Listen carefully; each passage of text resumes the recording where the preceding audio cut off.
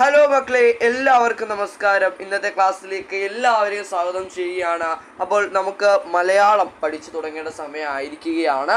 അപ്പോൾ മലയാളത്തിൻ്റെ ഓരോ പാഠമായിട്ട് നമുക്ക് ആരംഭിക്കാം. അപ്പോൾ മലയാളത്തിൽ നമുക്ക് ഇത്രയും പാഠങ്ങളാണ്. നമ്മുടെ ടെക്സ്റ്റ് ബുക്ക് നോക്കിയാൽ നമുക്കറിയാം ഇത്രയും പാഠങ്ങളാണ് നമുക്ക് പഠിക്കാനുള്ളത്.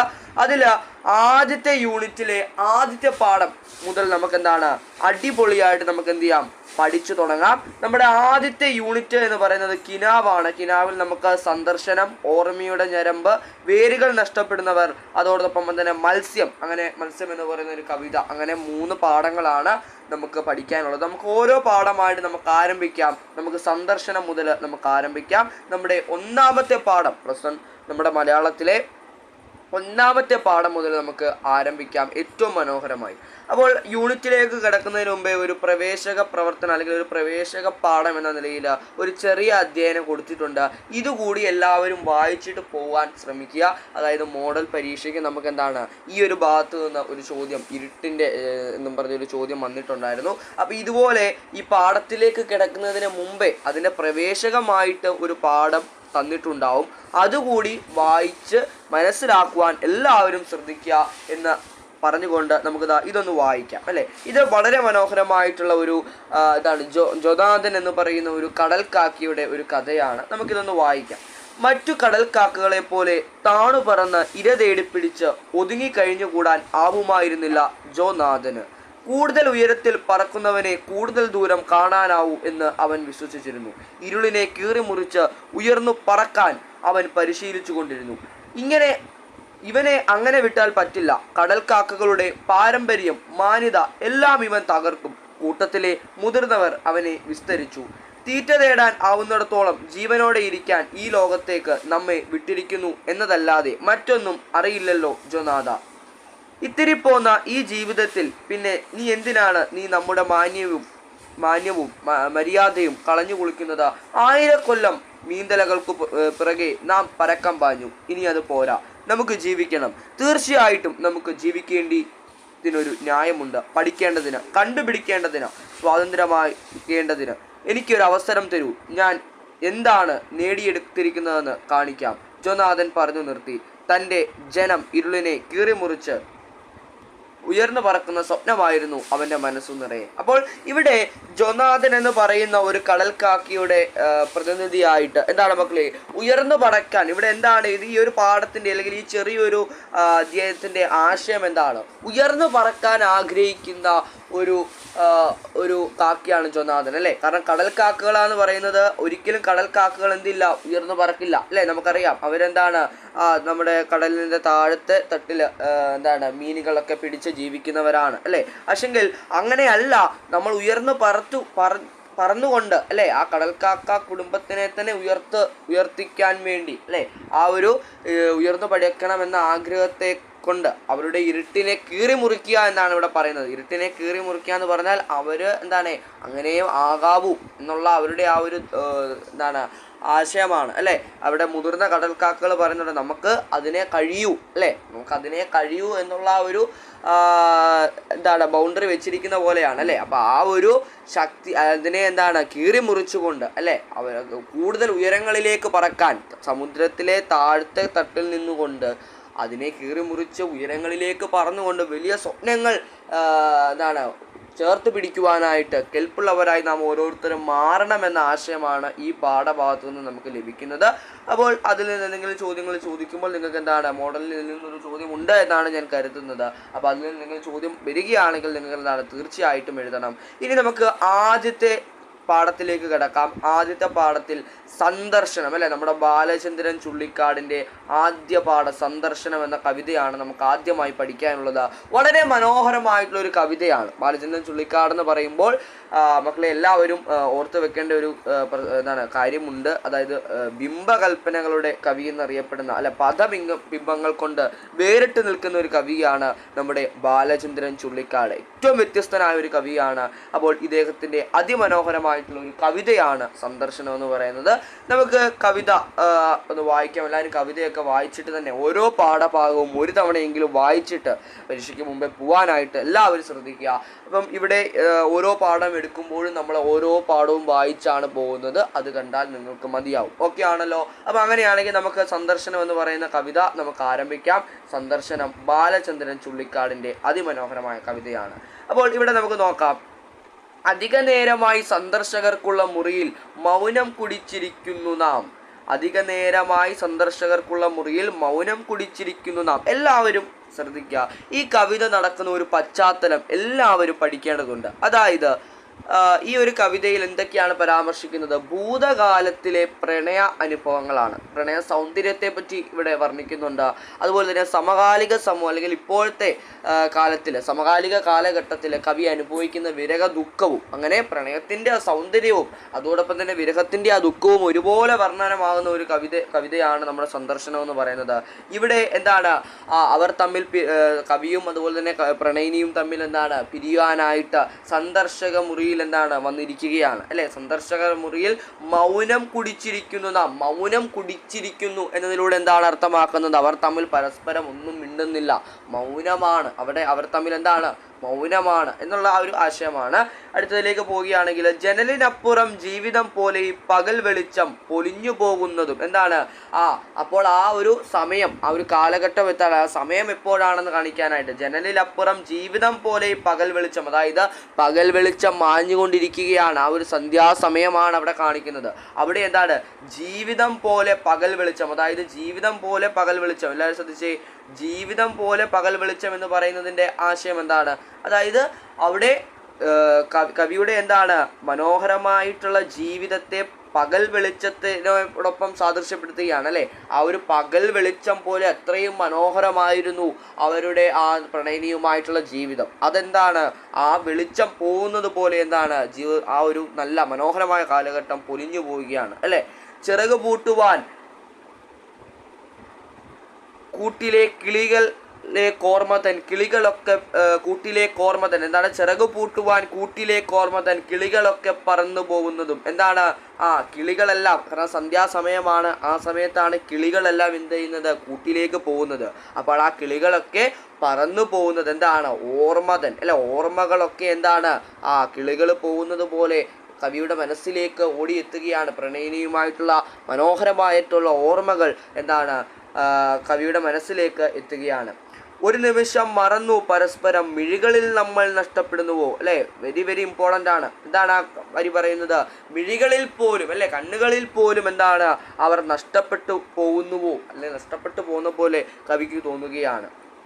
അടുത്തത്, മുറുകിയോ നെഞ്ചിടിപ്പിൻ്റെ താളവും നിറയെ സംഗീതമുള്ള നിശ്വാസവും. എന്താണ്, ആ നെഞ്ചിടിപ്പിൻ്റെ താളം മുറുകുകയാണ്. കാരണം കവി അനുഭവപ്പെടുന്ന അല്ലെങ്കിൽ കവിക്ക് കഴിയുന്ന ആ ഒരു വേദന എത്രമാത്രമാണ് എന്ന് മനസ്സിലാക്കി തരുന്ന വരികളാണ്. മുറുകിയോ നെഞ്ചിടിപ്പിൻ്റെ താളം മുറുകിയ അവസ്ഥയാണ്.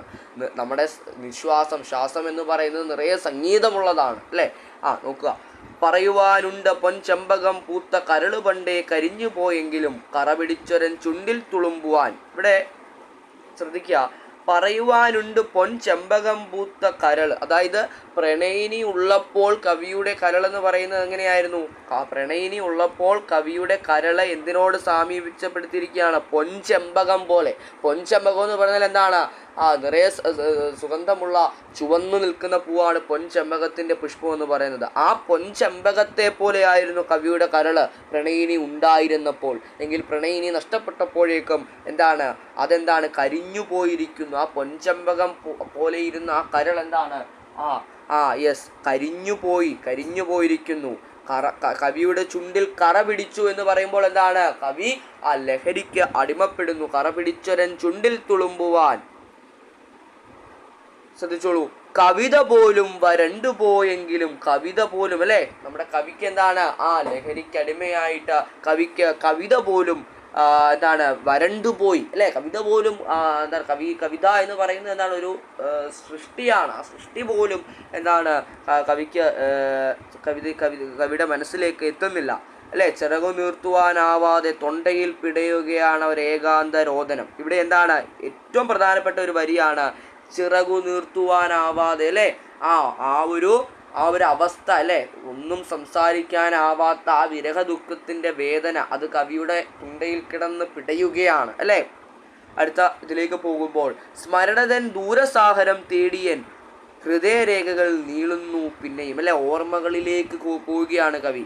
അപ്പോൾ എന്താ, അതായത് പ്രണയിനിയുമായിട്ടുള്ള മനോഹരമായിട്ടുള്ള ഓർമ്മകളിലേക്കാണ് അടുത്ത വരികൾ പോകുന്നത്. നോക്കുക, കനകമൈലാഞ്ചി നീരിൽ തുടുത്ത നിൻ വിരൽ തൊടുമ്പോൾ കിനാവ് ചുരന്നതും. എന്താണ് ആ കനകം എന്ന് പറയുന്നത്? എന്താണ്? സ്വർണം പോലെയുള്ള സ്വർണ്ണ നിറത്തിലുള്ള മൈലാഞ്ചി, അല്ലെ, മൈലാഞ്ചി ഇട്ട അതിമനോഹരമായിട്ടുള്ള പ്രണയിനിയുടെ വിരലുകൾ കവിയിലേക്ക് തൊടുമ്പോൾ കിനാവ് ചുരന്നതും, അല്ലെ, നിറയെ സ്വപ്ന ലോകത്തിങ്കലിലേക്ക് കവി പോയതും, നെടിയ കണ്ണിലെ കൃഷ്ണകാന്തങ്ങൾ തൻ കിരണമേറ്റൻ്റെ ചില്ലകൾ പൂത്തതും. അതായത് പ്രണയിനിയുടെ ആ ഒരു കണ്ണിനെ എന്തിനോടൊപ്പമാണ് സാദൃശ്യപ്പെടുത്തിയിരിക്കുന്നത്? കൃഷ്ണൻ്റെ. അവിടെ ശ്രദ്ധിക്കുക, വളരെ ഇമ്പോർട്ടൻ്റ് ആണ്.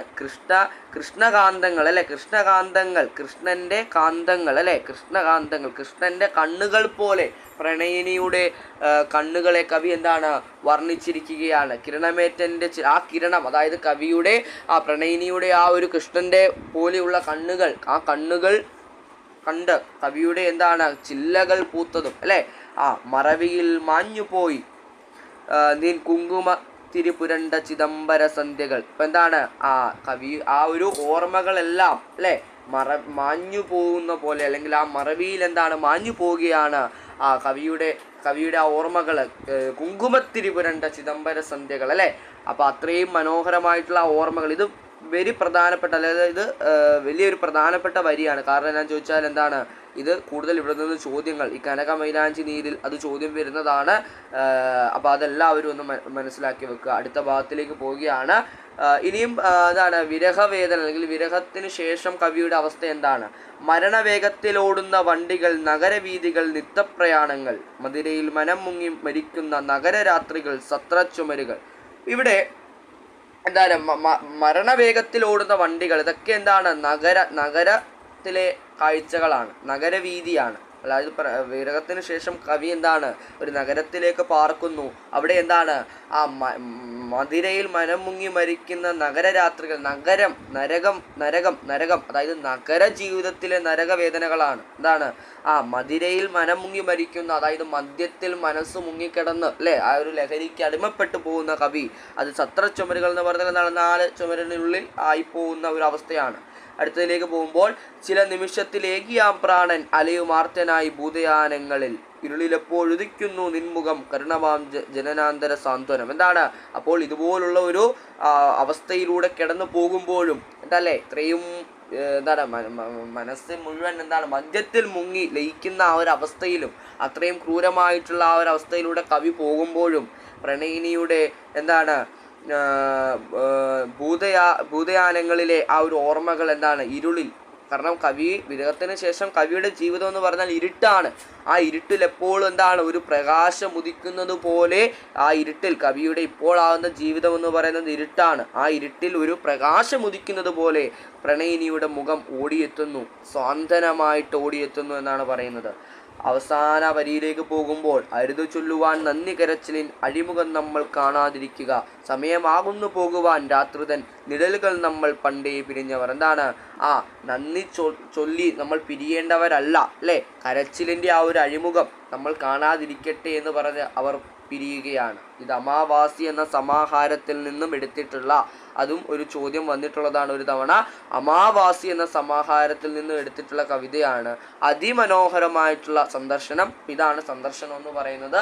ഇതിലെ വളരെ മനോഹരമായിട്ടുള്ള ഒരു കവിതയാണ്. അതായത് ആ ഒരു പ്രണയകാലത്തെ സൗന്ദര്യവും വിവരിക്കുന്നുണ്ട്. അതോടൊപ്പം തന്നെ വിരഹദുഃഖത്തിൻ്റെ വേദനകൾ എത്രമാത്രമാണ് അതും വിവരിക്കുന്നുണ്ട്.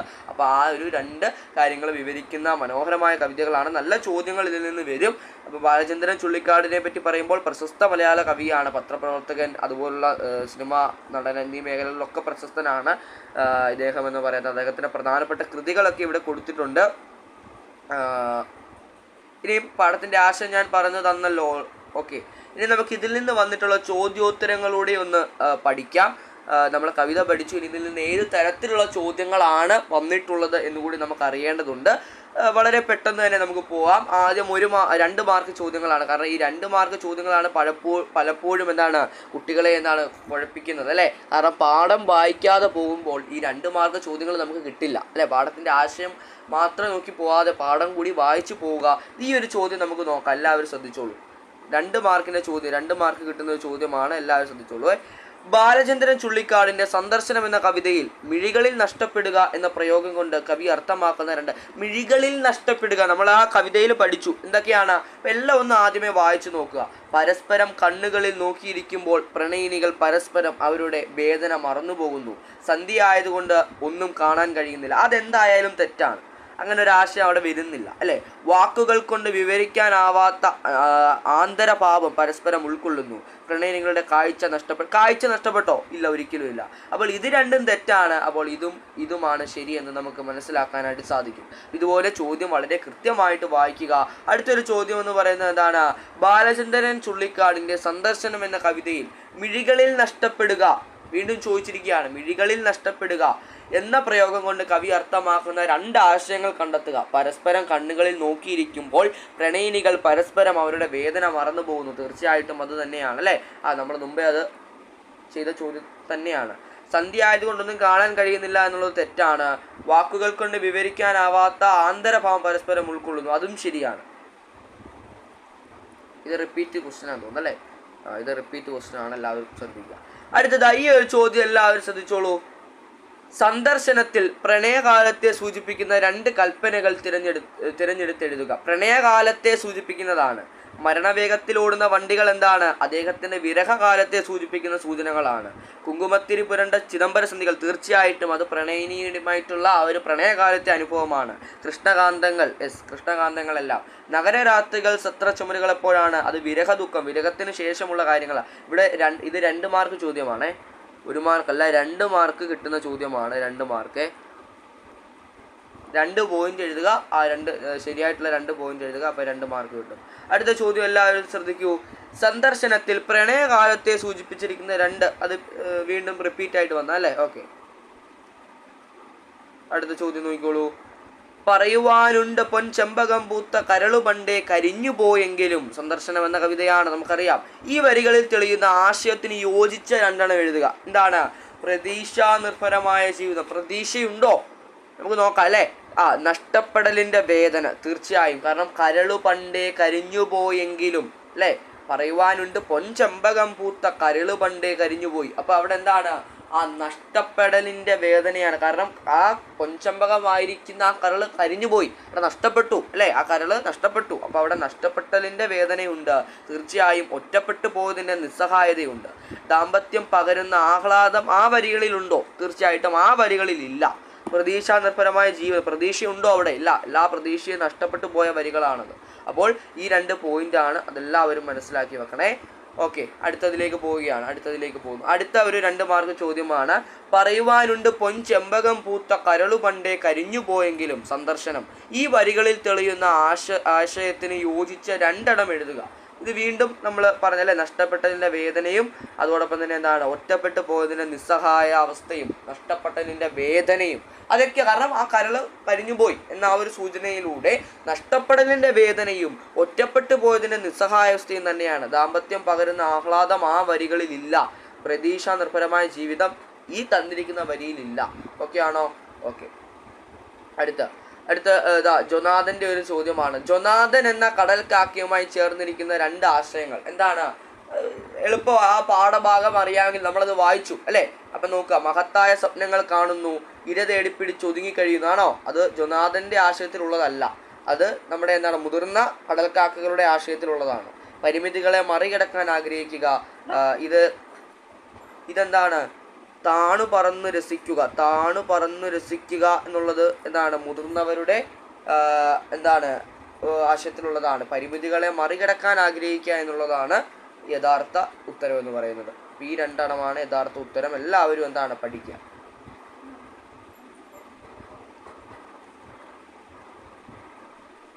അടുത്ത ഇത് വീണ്ടും റിപ്പീറ്റ് ആയിട്ടുള്ള ചോദ്യമാണ്. സന്ദർശനത്തിലെ നരകരാത്രി നിത്യപ്രയാണം തുടങ്ങിയ പദങ്ങൾ ആവിഷ്കരിക്കുന്ന ഭാവങ്ങൾ എന്തൊക്കെയാണ്? 2 മാർക്കിന്റെ ചോദ്യമാണ്, പ്രധാനപ്പെട്ട ചോദ്യമാണ്. അതായത് വിരഹത്തിന് ശേഷം അല്ലെ, വിരഹ ദുഃഖത്തിന് ശേഷം കവി അനുഭവിച്ച ആ ഒരു വേദന എത്രമാത്രമാണ്. അത് കാരണം കവി എന്താണ്, നഗരത്തിലേക്ക് പാർക്കുന്നു. അത് അവിടുത്തെ നരകരാത്രികളാണ് അല്ലെ. മനസ്സ് മുഴുവൻ അല്ലെങ്കിൽ എന്താണ്, മദ്യത്തിൽ മുങ്ങിയ മനസ്സാണ് കവിയുടെ. ആ സമയത്തെല്ലാം എന്താണ്, ലഹരിക്ക് അടിമപ്പെട്ട് എന്താണ്, ഇരുട്ടായിട്ടുള്ള ജീവിതമാണ് കവി മുന്നോട്ട് നയിച്ചിരുന്നത്. അപ്പോഴും അവിടെ എന്താണ്, വെളിച്ചത്തിന് കവി പ്രണയിനിയുടെ മുഖം കവിയുടെ മനസ്സിലേക്ക് എത്തുന്നത് അല്ലെ. നഗരത്തിന്റെ പ്രത്യേകതകളാണ് തിരക്കുകളും മദ്യത്തിൽ മുങ്ങിയ രാത്രികളുമൊക്കെ. ജീവിതം ആഘോഷമാക്കി തീർക്കുന്നവരാണ് നഗരവാസികൾ. അവിടെ ജീവിത മൂല്യങ്ങൾ നഷ്ടപ്പെടുന്നു എന്നതിന്റെ സൂചനയാണ് നഗരരാത്രി, നിത്യപ്രയാണം തുടങ്ങിയ പദങ്ങൾ നൽകുന്നത് അല്ലെ. തീർച്ചയായിട്ടും. അപ്പം ഈ ഒരു ചോദ്യം നിങ്ങളുടെ രീതിയിൽ നിങ്ങൾക്ക് എഴുതാം. അപ്പോൾ അവിടെ വരേണ്ട പ്രധാനപ്പെട്ട കാര്യം മാത്രമാണ് ഇവിടെ തന്നിരിക്കുന്നത്. 2 മാർക്കാകുമ്പോൾ ഇത്രയൊക്കെ എഴുതിയാൽ മതി. അപ്പോൾ അവിടെ നരകരാത്രി എന്ന് പറയുന്നത് എന്താണ്, നരകരാത്രി നഗര ജീവിതത്തിലെ എന്താണ് പ്രത്യേകതകളാണ്. നിത്യപ്രയാണത്തിലുള്ള യാത്രകളും അതുപോലെ തന്നെ എന്താണ്, തിരക്കുകളും മദ്യത്തിൽ മനം മുങ്ങിയ രാത്രികളും സത്രച്ചുമലുകളും ഒക്കെ നഗരമാണ്. അപ്പം നഗരത്തിലെ പ്രത്യേകതകളാണ് ഇതൊക്കെ. അപ്പം നഗരത്തിലെ ജീവിതത്തിൽ എന്താണ് മക്കളെ, ജീവിത മൂല്യങ്ങൾ നഷ്ടപ്പെടുന്നു എന്നൊരു ആശയം കൂടി ഉണ്ട്.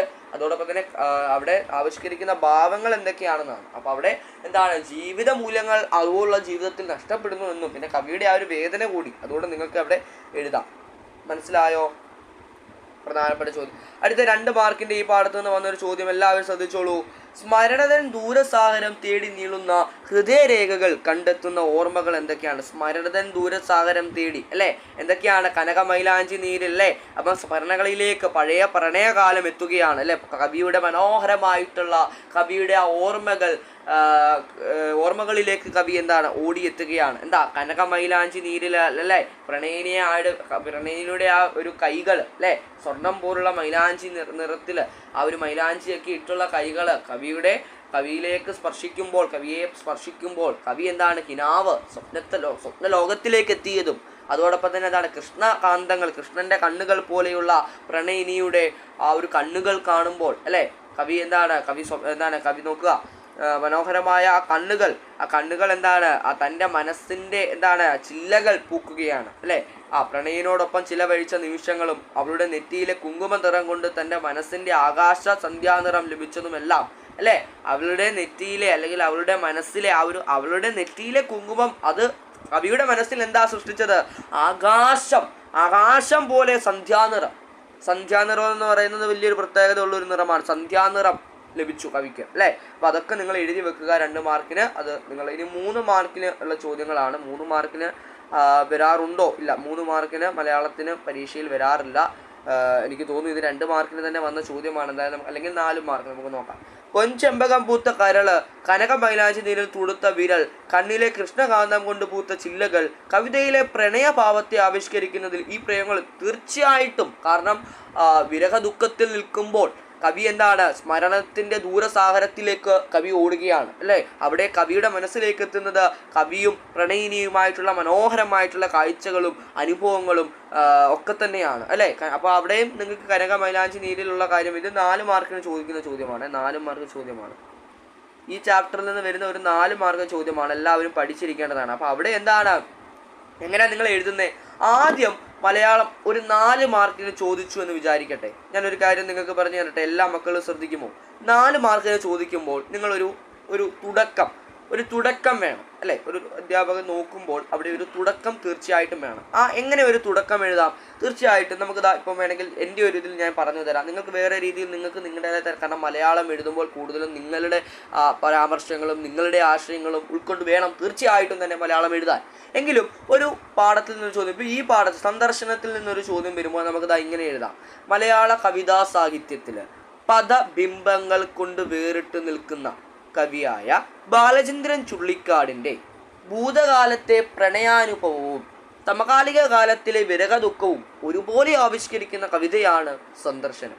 ആ ഒരു പോയിന്റ് എഴുതാം. എല്ലാവരും എഴുതിയെടുത്ത് അതുപോലെ അല്ലെങ്കിൽ അങ്ങനെ ഒരു തുടക്കം നമ്മൾ എപ്പോഴും 4 മാർക്കിന് ഉൾപ്പെടെ ചോദിക്കുമ്പോൾ എഴുതണം. 2 മാർക്കിന് എഴുതണമെന്നില്ല, പക്ഷെ 4 മാർക്കിനൊക്കെ ചോദിക്കുമ്പോൾ അങ്ങനെ എഴുതുന്നതായിരിക്കും നല്ലത്.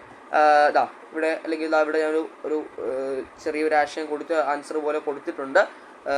യെസ്, ഞാൻ വായിക്കുന്നില്ല. അപ്പോൾ ഈ കാര്യങ്ങളൊക്കെയാണ് അവിടെ എഴുതേണ്ടത്. അത് തീർച്ചയായിട്ടും സമർത്ഥമായിട്ടുണ്ട് അല്ലേ?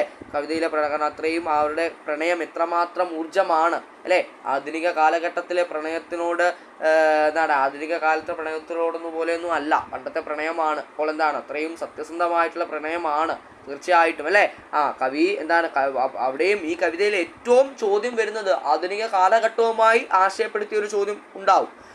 കാരണം കവി വിരഹ ദുഃഖത്തിൽ വേദനയായിരിക്കുമ്പോഴും കവിക്ക് ആശ്വാസമായി എത്തുന്നത് പ്രണയിനിയുടെ മുഖമാണ് അല്ലേ? ഇപ്പോഴത്തെ പ്രണയം പോലെ അല്ല അല്ലേ? അത് തീർച്ചയായിട്ടും നിങ്ങൾ ഓർക്കുക.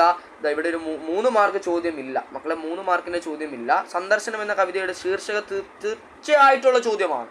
4 മാർക്കിൻ്റെ ചോദ്യമാണ്, 4 മാർക്ക്. സന്ദർശനം എന്ന കവിതയുടെ ശീർഷകത്തിൻ്റെ ഔചിത്യമാണ്, പ്രധാനപ്പെട്ട ഒരു ചോദ്യമാണ്. എല്ലാവരും നോക്കുക. ബാലചന്ദ്രൻ ചുള്ളിക്കാടിൻ്റെ സന്ദർശനം എന്ന കവിതയിൽ പരസ്പരം പിരിയാൻ തീരുമാനിച്ച പ്രണയിതാക്കളുടെ കണ്ടുമുട്ടലാണ് ചിത്രീകരിക്കുന്നത്. രണ്ടുപേരും പ്രണയം കഴിഞ്ഞു പോയവരാണ്. സന്ദർശന മുറിയിൽ യാത്ര പറഞ്ഞ് പിരിയാൻ വന്നവരാണ്. അവർ മിഴികളിൽ നഷ്ടപ്പെട്ടിരിക്കുന്നു. പരസ്പരം ഒന്നും മിണ്ടുന്നില്ല. എങ്കിലും മനസ്സിലൂടെ ഒരുപാട് ഓർമ്മകൾ കിളികളെപ്പോലെ പറന്നുയർന്നു. നന്ദി പറഞ്ഞ് പിരിയാൻ ശ്രമിക്കുമ്പോൾ നിലവിളിയുടെ അഴിമുഖത്തേക്ക് എത്തിച്ചേരുമോ എന്ന് ഭയപ്പെടുന്നു. പ്രണയ നാളുകളും നിരബാധിച്ച നാളുകളും അവരുടെ ഓർമ്മയിലെത്തുന്നു. നേരം പോയതറിയാതെ സന്ധ്യയിൽ ആ സന്ദർശനം അവസാനിക്കുന്നു. രാത്രിയിൽ നിഴലുകൾ പിരിഞ്ഞു പോകുന്നത് പോലെ അവരും പിരിഞ്ഞു പോകുന്നു. സന്ദർശന മുറിയിൽ തുടങ്ങി ജീവിതാനുഭവങ്ങളിലൂടെ കിടന്ന് സന്ദർശന മുറിയിൽ തന്നെ അവസാനിക്കുന്ന ഓർമ്മകളായി കവിത മാറുന്നു. അപ്പോൾ തീർച്ചയായിട്ടും ഈ ഒരു പോയിന്റ് നിങ്ങൾ എഴുതാൻ ശ്രമിക്കുക. വളരെ മനോഹരമായിട്ട് നോക്കുക, അതെല്ലാവരും ശ്രദ്ധിച്ചോളൂ. എന്താ അവിടെ പറഞ്ഞിരിക്കുന്നത് നോക്കിയേ. സന്ദർശന മുറിയിൽ തുടങ്ങി ജീവിതാനുഭവങ്ങളിലൂടെ കിടന്ന് സന്ദർശന മുറിയിൽ തന്നെ അവസാനിക്കുന്ന ഓർമ്മകളായി കവിയുടെ ജീവിതം മാറുന്നു, കവിത മാറുന്നു. കവിതയുടെ ജീവിതമാണല്ലോ ഈ കവിതയായിട്ട് കവി സൃഷ്ടിച്ചിരിക്കുന്നത്. അപ്പോൾ ഈ ഒരു കവിതയുടെ ശീർഷകത്തിൻ്റെ ഔചിത്യം ചോദിക്കുമ്പോൾ സന്ദർശന മുറിയിൽ നിന്ന് ആരംഭിച്ച് ജീവിതത്തിൻ്റെ മനോഹരമായ പ്രണയ അനുഭവങ്ങളിലൂടെ കിടന്നുപോയി മനസ്സിലൂടെ ഓർമ്മകളായിട്ടുള്ള സ്മരണകൾ ഓടിയെത്തി അവസാനം സന്ദർശന മുറിയിൽ നിന്ന് തന്നെ പിരിഞ്ഞു പോകുന്ന ഓർമ്മകളായി അല്ലെങ്കിൽ അവരുടെ നിമിഷങ്ങൾ ആ സന്ദർശന മുറിയിൽ നിന്ന് പിരിഞ്ഞു പോകുന്ന ഈ കവിതയ്ക്ക് സന്ദർശനം എന്ന പേര് തീർച്ചയായിട്ടും ഉചിതമാണ് എന്ന രീതിയിൽ വേണം ഉത്തരം എഴുതാൻ എന്നുള്ളത് ഓർക്കുക. പിന്നെ 6 മാർക്കിന് ചോദ്യങ്ങളായിട്ട് നമുക്ക് ഈ ചോദ്യങ്ങളൊക്കെ തന്നെയും 6 മാർക്കിന് നമുക്ക് വരുന്നതാണ്. എല്ലാവരും ഒന്ന് നോട്ട് ചെയ്താൽ നല്ലതായിരിക്കും. 6 മാർക്കിനൊക്കെ വരുന്ന ചോദ്യമാണ്. പൊൻചെമ്പകം പൂത്ത കരൾ, കനകമൈലാഞ്ചി നീരിൽ തുടുത്ത വിരൽ, കണ്ണിലെ കൃഷ്ണകാന്തം കൊണ്ട് പൂത്ത ചില്ലകൾ. കവിതയിലെ പ്രണയഭാവത്തെ ആവിഷ്കരിക്കുന്നതിൽ ഈ പ്രയോഗങ്ങൾ. ഇത് ഒരു 6 മാർക്കിനുള്ള ചോദ്യമാണ്, പ്രധാനപ്പെട്ട ഒരു ചോദ്യമാണ്. എല്ലാവരും അത് നോക്കി, ഇവിടെ എൻ്റെ ആൻസർ ഞാൻ കൊടുത്തിട്ടുണ്ട്. അപ്പോൾ ഇത്രയുമാണ് സന്ദർശനം എന്ന് പറയുന്ന കവിതയിൽ നമ്മൾ പഠിക്കുന്ന പാഠഭാഗം. എല്ലാവരും അതിമനോഹരമായിട്ട് തന്നെ എന്താണ് സന്ദർശനം എന്ന് പറയുന്ന പാഠം പഠിക്കുക. എല്ലാവിധ ആശംസകളും. പാഠഭാഗം വായിച്ചതിന് ശേഷം മാത്രം എന്താണ് നിങ്ങൾ മുന്നോട്ട് പോവുക എന്ന് പറയുന്നു. അപ്പോൾ ഇതുപോലുള്ള എല്ലാ പാഠത്തിൻ്റെയും ആശയം പറഞ്ഞുകൊണ്ടുള്ള ഒരു ക്ലാസ് ഉണ്ടാകും. അപ്പം എല്ലാവരും തന്നെ നല്ലപോലെ പഠിക്കുക. എല്ലാവിധ ആശംസകളും നേരുന്നു കേട്ടോ. ഓക്കെ, അപ്പോൾ അടുത്ത പാഠവുമായിട്ട് നമുക്ക് കാണാം. എല്ലാവിധ ആശംസകളും.